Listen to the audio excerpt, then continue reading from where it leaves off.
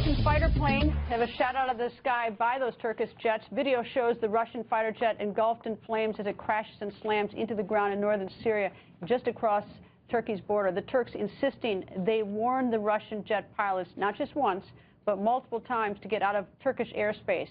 And now an angry Russian President Vladimir Putin calling it a stab in the back. Lieutenant Colonel Oliver North is here to go on the record. Good evening, sir. Greta. Your thoughts in terms of what this means in the big picture, this Russian jet being shot down? Well, I think there's probably going to be more of these so-called inadvertent events.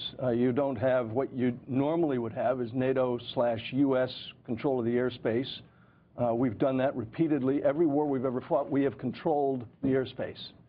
And we don't today. The Turks are running their operations. The Russians are running their operations. We have AWACS aircraft capable of doing all this. We're not going to share those secrets with the Russians.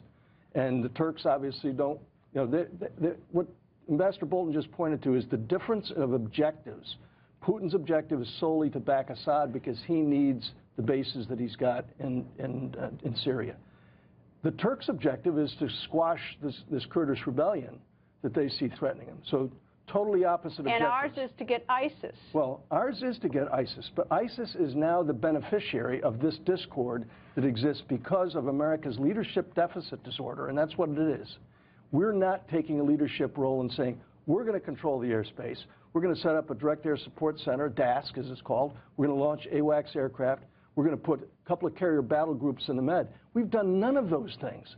Think about this. In the opening days, is it too late to do those things? No, it's not. It's do it tomorrow. So why don't we? Actually, it would take probably 10 days to get the carrier battle groups to the Med if this administration had the guts to do it. But you think of the opening days of Kosovo, hundreds of airstrikes, opening days of Operation Enduring Freedom, thousands of airstrikes, all under control of American aircraft. So if that was in Kosovo, if that was effective, then why isn't the president doing that now? Well, you'd have to ask him what's going on in his heart and soul, but I can tell you the consequences. The consequences are ISIS is benefiting from all of this. The American leadership that's so absent in this is still absent. It's not going to come back with this administration. And the idea that he can't define victory. Here's the definition of victory in this war.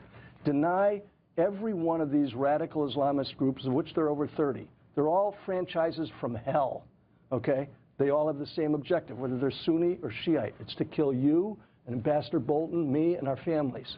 They're never going to invade America, but they're going to make life so miserable that you think about it right now. Tourism in Europe is down 60%. Tourism in Israel is off 80%. Why? Because these guys have convinced people it's too dangerous to travel. You just got back from overseas. I just got back from a trip to Kurdistan.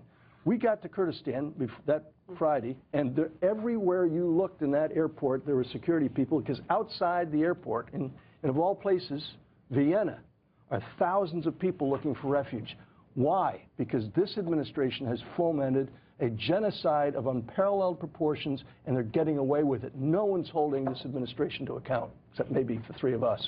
Colonel, thank you. Nice to see you, sir. Good to be with you.